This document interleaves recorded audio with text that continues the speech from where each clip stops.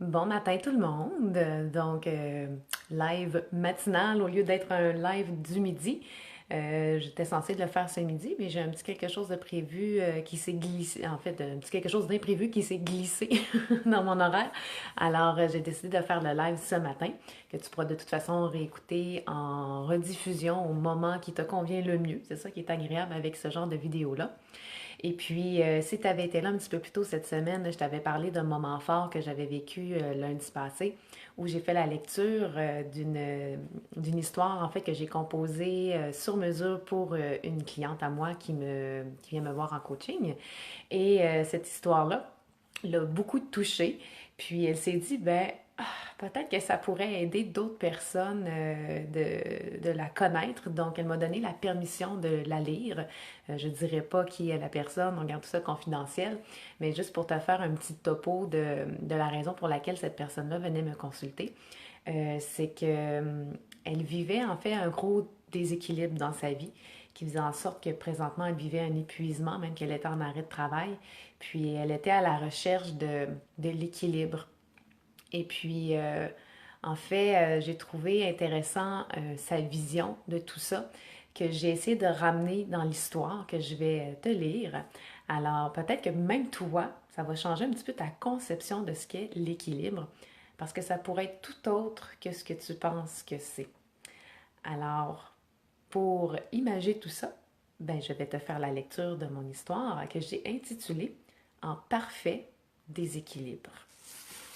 Et ça commence comme suit. Rien n'y faisait. L'impatience et la frustration n'amélioraient en rien la situation et pourtant, c'est tout ce qu'elle s'autorisait à ressentir. Comme si ce n'était déjà pas assez de les ressentir au quotidien, voilà que ces deux boulets s'invitaient sans être invités dans sa passion à laquelle elle s'adonnait 4 à 5 fois semaine, la gymnastique. Foutu équilibre de mes deux! S'écria Stéphanie après être tombée pour la énième fois de la poutre. Tout le monde se retourna. Elle se sentit gênée, honteuse de s'être emportée de colère et pourtant elle asséna la poutre d'un coup de poing espérant que ça puisse la faire disparaître. Malheureusement, en plus d'envahir son être, la colère faisait maintenant enfler son poing droit. Martine, qui assistait à la scène du fond du gymnase, délaissa quelques instants son élève pour éviter que Stéphanie ne se brise l'autre poing. Après plus de 20 ans à enseigner la gymnastique, elle avait tout vu. Et ça, elle l'avait déjà vu. Très bien vu même alors que 35 ans auparavant, elle livrait le même combat à une pauvre poutre responsable en rien de ce qui lui arrivait à l'époque. Si tu voulais faire de la boxe, Stéphanie, il fallait t'inscrire au cours du mercredi soir, blagua Martine. Stéphanie, ayant tout de même le recul nécessaire pour observer le ridicule de son geste, esquiva un sourire. Ah, je suis désolée, Martine, c'était plus fort que moi. Mais t'as pas à être désolée, Stéphanie, d'être un humain de chair et d'émotion. Dis-moi, qu'est-ce qu'elle t'a fait, cette poutre, pour mériter une bonne droite? Ah, je lui ai pourtant dit de ne plus insulter mes élèves. Elle t'a insulté, c'est ça, hein? Martine avait le don d'alléger les situations. Puis Stéphanie laissa s'échapper un rire et répondit: La poutre n'a rien à voir avec mon manque d'équilibre. Depuis 2 semaines, il n'y a rien à faire. Mon équilibre a pris la clé des champs. Rien à faire? N'est-ce pas plus que le rien à faire doit être fait autrement? Stéphanie écarquilla les yeux. Martine savait qu'avec cette question étrange, elle venait de créer une absence de quelques secondes dans la tête de Stéphanie pour que s'ouvre la porte de la réflexion. Ben, il était temps de l'ouvrir grand. Et Martine demanda donc à Stéphanie: Mais quelle est au juste ta vision de l'équilibre? Ben, d'être en parfait contrôle, statique, droite et inébranlable. Savais-tu, Stéphanie, que le contrôle vient de la peur et que la maîtrise vient de la confiance? Stéphanie ne répondit pas, mais répondit à la fois car sa tête se pencha vers le côté gauche et son sourcil droit se releva.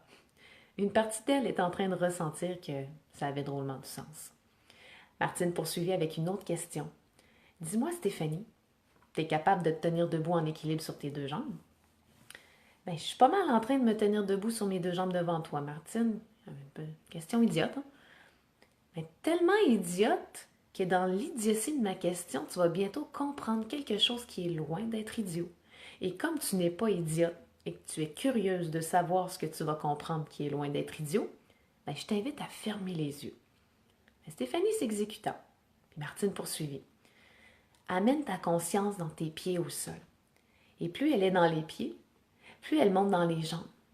Plus cette conscience monte dans les jambes, plus elle monte dans le tronc. Plus cette conscience monte dans le tronc, plus elle monte à la tête. Et là, tu vas prendre conscience de quelque chose de pas si idiot que ça. Même si pour l'instant rien ne lui venait, Stéphanie appréciait drôlement de faire le vide en ce moment et d'être dans son corps. Comme si tout autour d'elle s'était arrêté, ce qui permettait à son corps de s'arrêter. Et puis, elle commença à ressentir quelque chose. Elle le partagea à Martine. C'est étrange, Martine.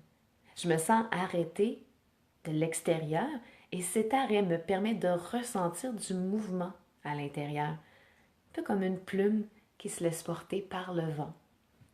Et Martine de lui demander « Et quel est le lien que tu peux faire avec l'équilibre? » Étonnée, Stéphanie répondit comme si elle le savait. « Ben, que l'équilibre, c'est loin d'être statique, droit et inébranlable. Que l'équilibre, c'est du mouvement. Que l'équilibre, en fait, est la maîtrise du mouvement. » Stéphanie ouvrit les yeux et comme une évidence, loin d'être idiote, elle formula que la maîtrise, que l'équilibre est la maîtrise du déséquilibre. Comme c'est brillant, Stéphanie. Vraiment pas idiot ce que tu dis là. Mais dis-moi, je suis curieuse, cette plume qui se laisse porter par le vent, qu'a-t-elle que tu n'as pas en ce moment? Stéphanie ferma les yeux naturellement pour ressentir et voir à nouveau la plume.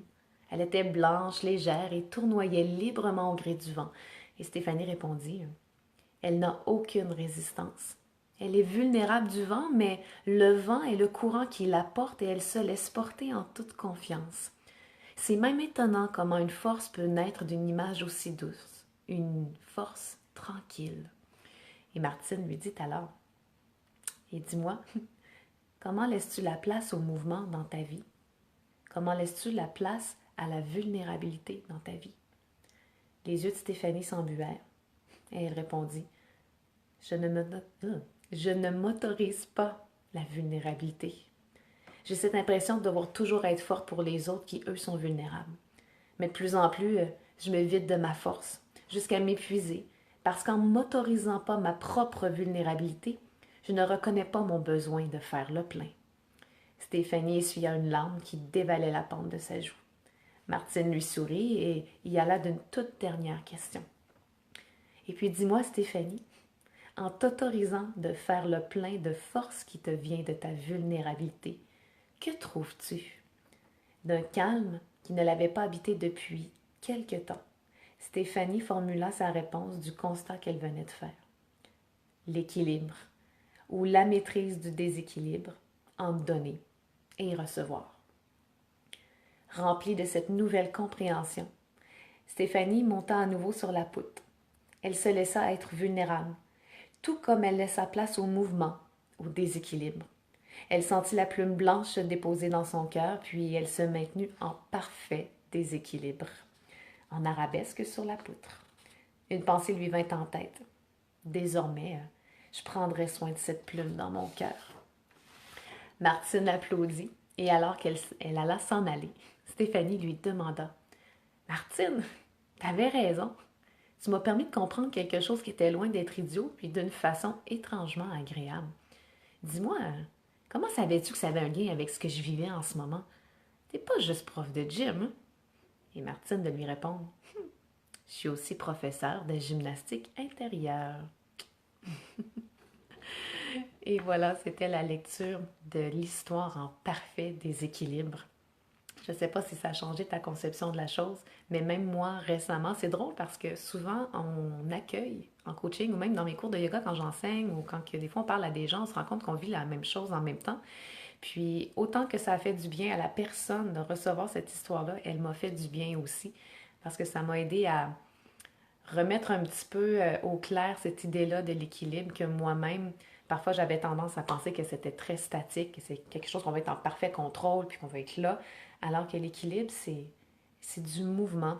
En fait, la façon aussi que j'aime me l'imager, c'est imaginer une ligne tracée, puis vous avez vos deux pieds. Donc, il y a cette ligne-là qui passe entre vos deux pieds. Puis l'équilibre, en fait, c'est de danser de gauche à droite, de chaque côté de la ligne. Des fois, on va mettre un petit peu trop de poids à gauche, puis rester très longtemps sur le pied gauche, puis là, on réalise que, oh, bon, il y a des trucs qui ne fonctionnent plus, là. L'épuisement ou la fatigue, peu importe la façon que ça se manifeste pour vous. Et là, ça nous rappelle qu'on doit, hop, aller remettre un petit peu plus de poids à droite, puis aller là. Puis là, éventuellement, on est trop à droite, puis ça crée aussi un déséquilibre d'être trop, des fois, dans la bonne humeur, le bonheur et tout. On oublie qu'il y a des choses qui doivent être considérées. Puis là, on doit toujours danser comme ça, d'un côté à l'autre. Mettre son pied un peu à gauche, mettre son pied un peu à droite. Puis éventuellement, ben, dans ce parfait déséquilibre, où ce qu'on veut trouver l'équilibre, c'est que ça se fait tellement rapidement quand on met un pied d'un côté que l'autre, on finit par pratiquement marcher sur cette ligne. Marcher naturellement, en fait. Puis on réalise que ben, c'est ça, notre équilibre. Que c'est d'avoir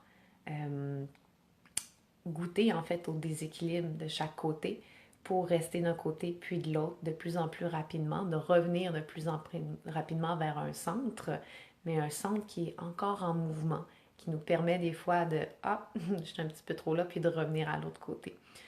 Alors ça, c'est ma perception à moi aussi de cette idée d'équilibre, mais qui me fait drôlement du bien quand je pense à ça, parce que j'ai plus autant la pression de devoir rester constamment en équilibre, toujours, toujours, toujours. C'est correct des fois de, comme moi, j'ai un petit peu des, pas des up and down émotionnels, mais je me connais. Puis des fois, ça peut être très, puis des fois, puis je me dis, c'est correct que je vis ces états-là, puis c'est de me ramener quelque part au centre, mais c'est dans ce mouvement-là que je vais trouver un état qui est un petit peu plus équilibré. Mais j'arrête de me taper sur la tête puis de me dire, je dois toujours être neutre, correct, calme et sereine. Non, ça fait partie de la vie d'aller jouer dans ces états-là aussi. Alors, j'espère que ça t'a été utile, tout ça, peut-être même fort agréable aussi à recevoir pour toi ce matin. Et si tu as aimé ça, écoute, je t'invite à faire un petit thumbs up, un petit commentaire, un petit cœur, un petit whatever que tu as envie de mettre. Puis surtout, si tu penses que ça peut aider à quelqu'un qui vit justement un déséquilibre et qui se cogne un peu trop sur la tête avec ça, lui rappeler que le déséquilibre fait partie de la vie, ben, je t'invite à lui partager cette histoire-là parce que ça pourrait drôlement l'aider aussi. Puis ben moi, ça me permet de faire connaître mes histoires que j'ai tellement envie que le plus de gens possible puissent connaître et entendre.